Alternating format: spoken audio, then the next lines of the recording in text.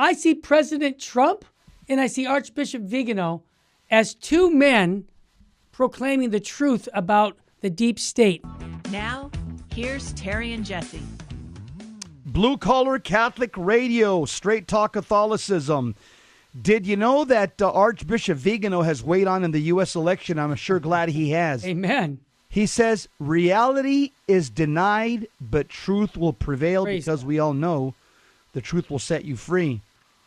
So he was interviewed by Edward Penton, and Edward Penton chronicles the following about Archbishop Vigano.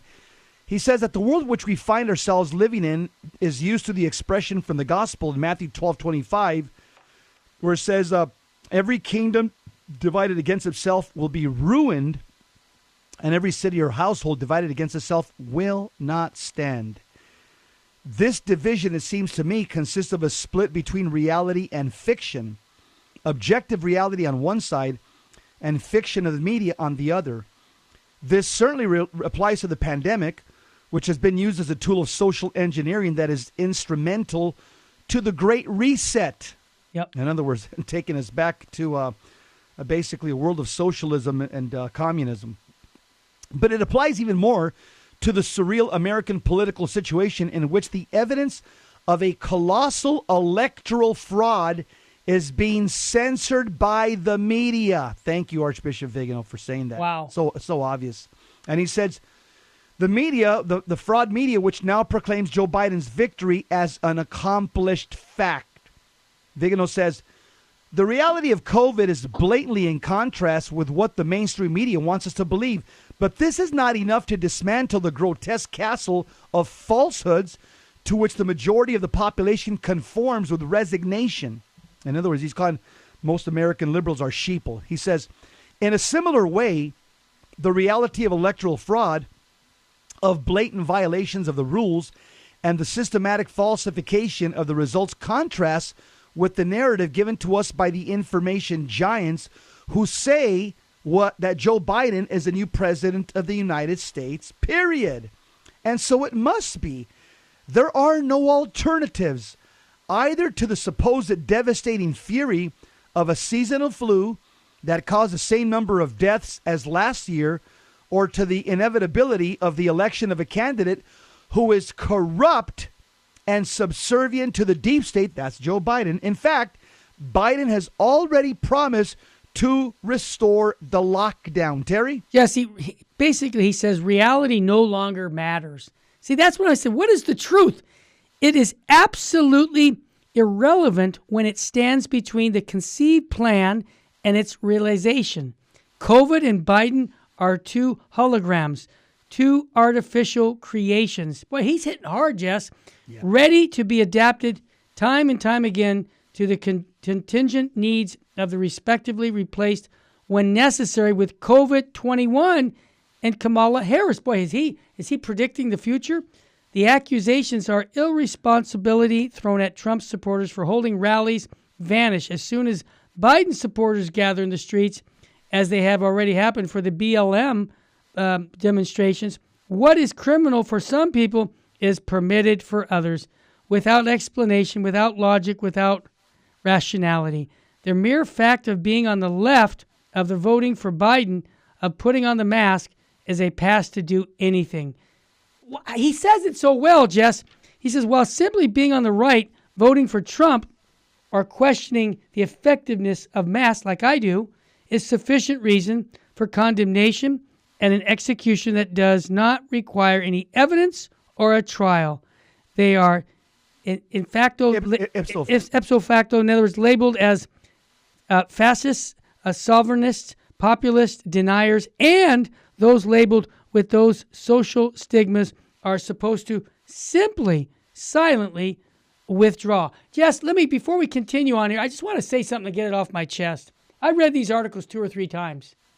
Over the weekend, I was thinking, and I just told you this off the air. I said, Jess, this is how I see it. And he said, yeah, here's what I said.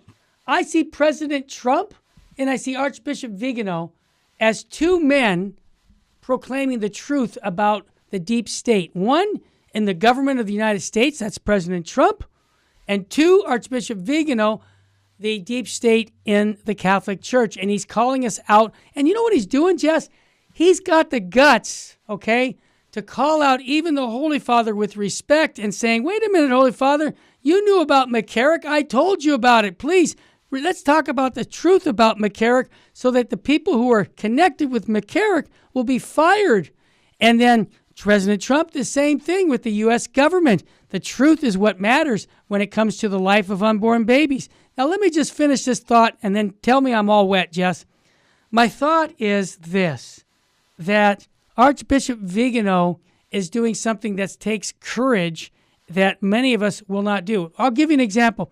If Terry Barber at Virgin Most Powerful was, let's say, committing adultery publicly and having relations with other women, and Jess Romero said, Terry, you can't be on the air. You can't be doing that. You're at Virgin Most Powerful. You're supposed to be proclaiming the gospel. You're done. And I would say the same thing. Jess Romero, you're playing on both sides of the fence. You're done. You see, leadership has to be more than talk. The talks, it exceeds the demand. You have to show me. Because Terry, I know that because you've actually fired people in your apostolate for exactly that. So, but I'm asking the Pope to do the same thing. That's what what you've done. Yeah, because we got to clean out. We got to clean out the Catholic Church from the pus of homosexuality. You're going to see longer in this article some things that go on, and he's naming names, and you're saying, well, he shouldn't do that. No, for the sake of the truth and the gospel being proclaimed, we can't have people in the church who are in positions of power or authority living a double life. End of story, Jess. Continue with you. I just had to get that off my chest. Yeah, and you mentioned something about the masks. The article mentioned something about the masks. I just want to digress for a second. Go ahead. I had to get that off my chest. I want to just say that there's at least two doctors. Oh, yes. Dr. Robert Zollner in another article and Dr. James Meehan. Yep. They're saying, Terry, that right now, as a result of people wearing masks, nobody cleans them. Y'all know that. Yep. People just put them on, put them in their pocket, put them in their car, in the back seat, in the glove box. Yep. So the doctors are seeing right now there's a rise in facial rashes, fungal infections in the face, bacterial infections in the face, and reports are coming from colleagues all over the world of medicine. They're also saying that bacterial pneumonias are on the rise, and they're saying that this is directly connected with the rise of mask wearing. I just thought I would just digress. Yeah, Jess, you should, because let's just be honest about it. Let's be brutally honest. We've got doctors that say they don't even work. And also, not only that problem, what about dementia? In other words, circulation of air into your brain. If you continue to wear these masks, the doctors I've talked to or I've read their articles, you're going to be finding a lot of younger people having problems with dementia. In other words, there's shrinkage of the brain because of lack of oxygen. See, this is all a phony. I mean, people say, Terry, you're fake news. No, you're fake news. Show me the facts because I want to know the truth about this. I see it as manipulation to the hill, Jess. That's right. And I know, Terry, some people say that Archbishop Vigano, they're saying, well, he shouldn't be mentioning people's names. I've heard that. And that's not nice. Well, you know what, Terry?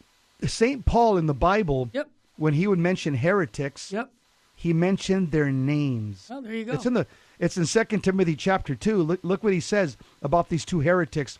He says, among them are Hymenaeus and Philetus, who have swerved from the truth by holding that the resurrection is already past. Then in 1 Timothy chapter 1:19, he names two heretics again. Yeah. He says, holding faith and good conscience, certain persons have made shipwreck of their faith, among them Hymenaeus and Alexander, whom I have delivered to Satan, that they may learn not to blaspheme. So when St. Paul ran across heretics in his day and age, he called them by name. And that's exactly what Vigano's doing also. And go ahead, Jesse. The article says, Vigano says, we have seen this with the contemptuous comments responding to my words about the children of light and the children of darkness, as if my apocalyptic tones were the fruit of a ravingly mad mind and not the simple observation of reality. So he's talking about people that have criticized him. Oh, yeah. Because he wrote to President Trump that we have two teams on the world, children of light, children of darkness. Yep. All he did was quote the Bible, 1 John 3:10. So people don't believe in the Bible if they're taking on Archbishop Vigano. That's all I could say. He says, but by disrespectfully rejecting this biblical division of humanity, children of light and children of darkness, Yes. they have actually confirmed it, restricting to themselves alone the right to give the stamp of social, political, and religious legitimacy. In other words, he's talking about the liberals and progressives that he says they are the good ones. Even, in other words, they're making themselves out to be the good ones, even if they support the killing of the innocent. Yep. And we're supposed to get over it. No way. They are the ones supporting democracy, even if in order to win elections, they must always resort to deception and fraud, even fraud that is blatantly evident. They call them, he says, he's making fun. He says, so these liberals are defenders of freedom? Really? Even if they deprive us of it day after day. And he's talking about these liberals, they are objective and honest. Really? Even if their corruption and their crimes are now obvious even to the blind. The dogma that the liberals, despise and deride in others is indisputable and incontrovertible when it is they who promote it. Vigano says one more. He says the best part, Jess, is coming when he says, "But I've said previously." That to me about the truth. But as I have said previously, he's talking about the progressive left globalists. They are forgetting a small detail, right? A particular that they cannot understand.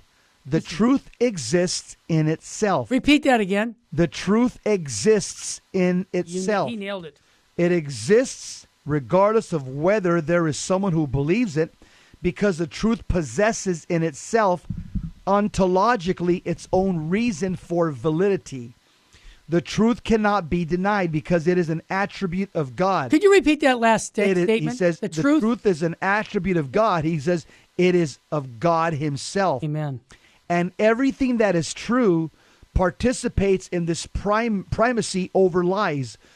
We can thus be theologically and philosophically certain that these deceptions, hours are numbered, because it will be enough to shine light on them to make them collapse. Light and darkness precisely. So let us allow the light to be shed on the deceptions of Biden and the Democrats without taking even one step back.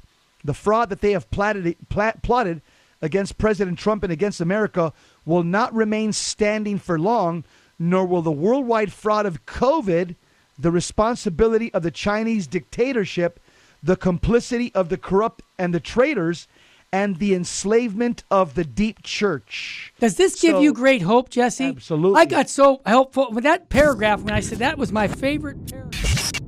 This is Jesse Romero, Catholic Lay Evangelist, and I want to thank you for watching this video on Virgin Most Powerful Radio. Make sure you leave a like and a comment on the video. Also, don't forget to subscribe. Find out how to receive exclusive content in the description below, and always remember to take the information you gathered from this video and evangelize everyone you know. Thank you, and full sheen ahead.